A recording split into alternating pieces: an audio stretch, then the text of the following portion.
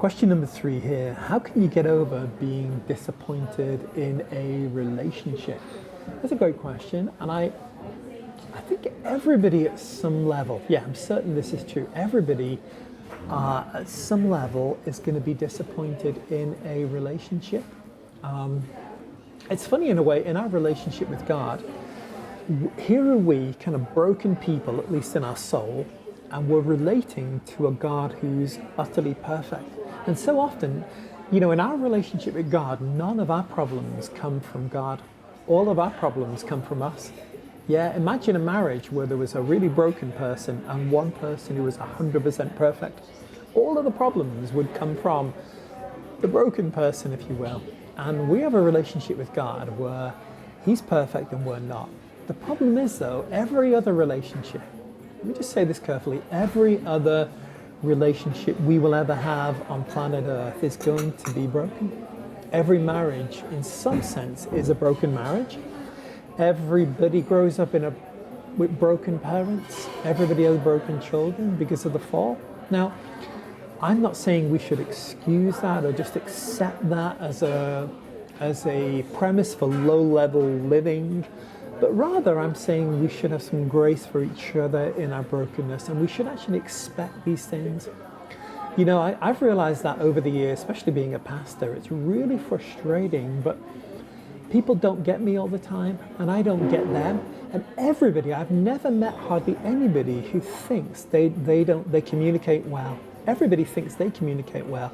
Everybody thinks that people get them and they get each other. That's actually part of our brokenness. We're not even seeing the miscommunication that goes on.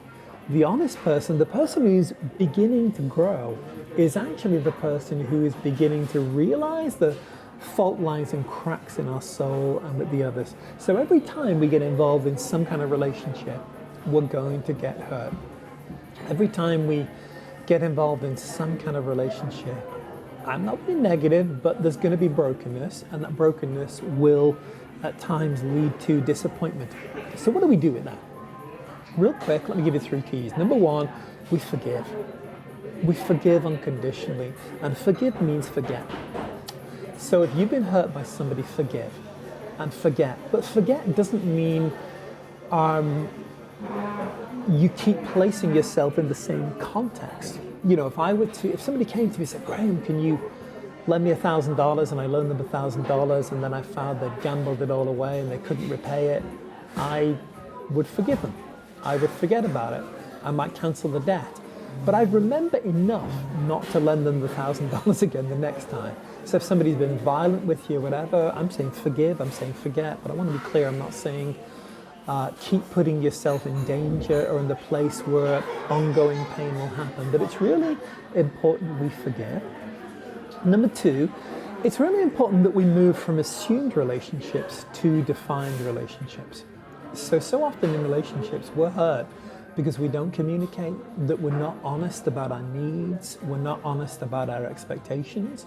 So often in relationships, the hurt and the disappointment that happens is actually 2 good people and they're not communicating well.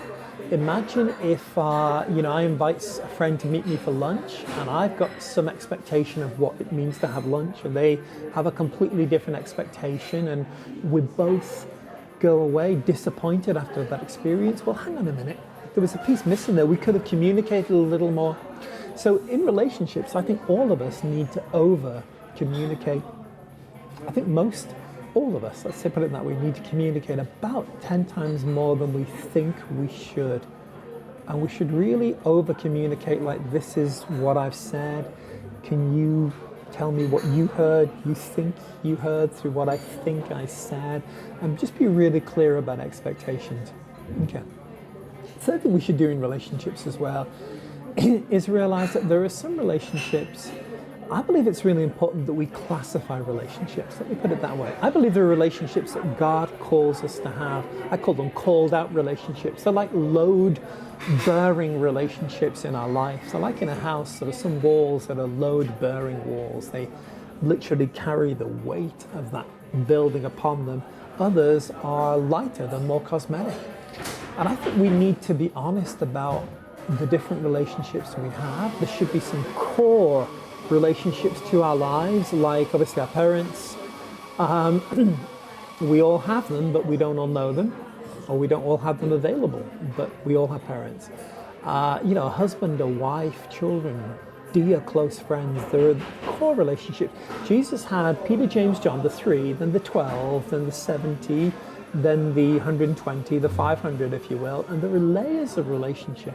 And I think at times, if we're going to not be disappointed in relationship, we've actually got to discern relationships. We've got to know no man after the flesh. And I think sometimes we're disappointed in relationships because we're looking for something in a relationship that relationship is not called to be. I think it's really great when boy meets girl, if you will. They begin dating. Wonderful. But they should be discerning, is this person my husband or wife, or is it just my friend, my brother and sister in Christ? So learning to discern relationships will help us move away from disappointment.